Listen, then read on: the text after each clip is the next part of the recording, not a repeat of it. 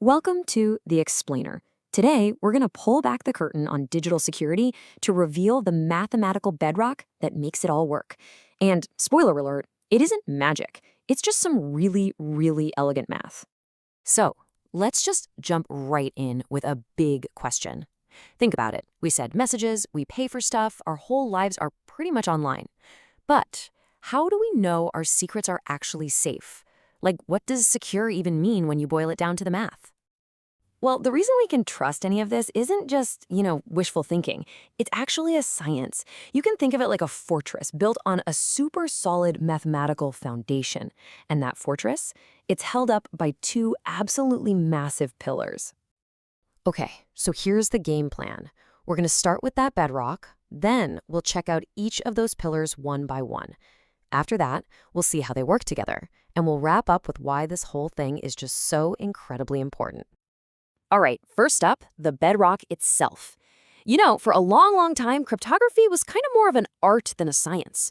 It was all about clever tricks and secret codes. But to build the digital world we live in now, that had to change.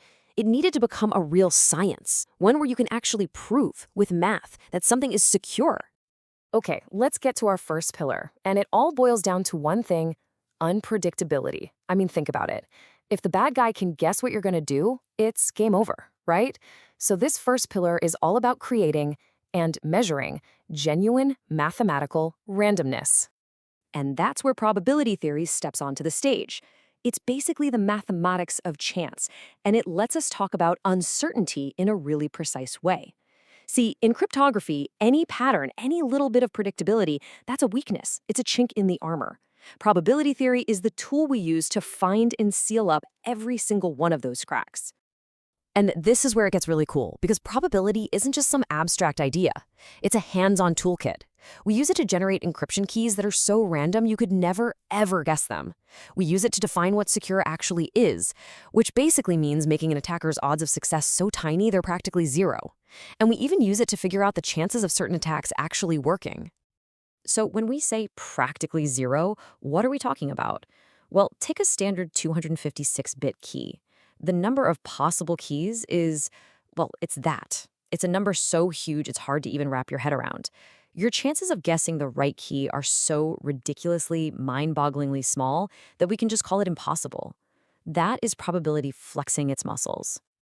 Okay, so pillar one is all about randomness. We've got our unpredictable keys. Awesome. But that's only half the story, right? How do we know our encrypted message is actually hiding anything? We need a way to measure secrecy.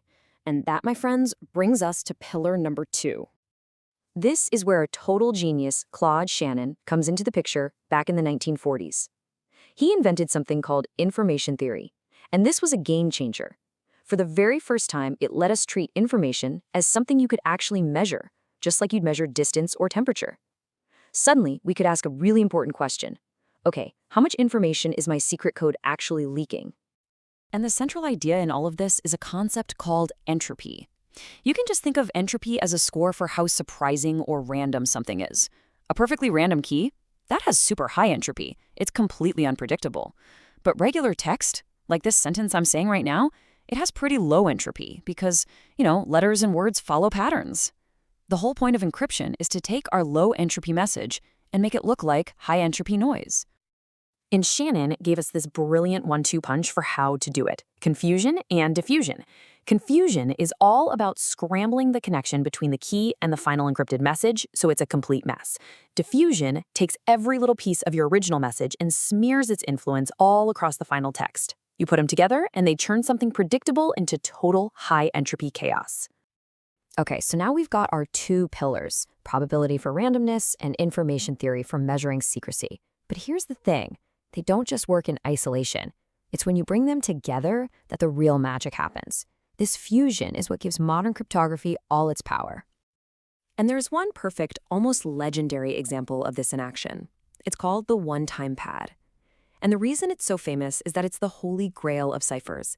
It is mathematically, provably, 100% unbreakable. So how does this unbreakable cipher work? It's beautiful in its simplicity. Step 1, you use our first pillar, probability, to create a completely random key that's the exact same length as your message. Step 2, You just combine them. And result? This is what Shannon himself called perfect secrecy. Our second pillar, information theory, can prove that the encrypted message gives away zero clues about the original text. An attacker literally has nothing to work with. Now, there's a catch. The one-time pad is a bit of a pain to use in the real world, but the ideas behind it are the absolute foundation for the stuff we use every single day. AES, the encryption standard that protects your files, that's all about confusion and diffusion. And RSA, the system that secures so much of the web, it's built on the probabilistic fact that some math problems are just way, way too hard to solve.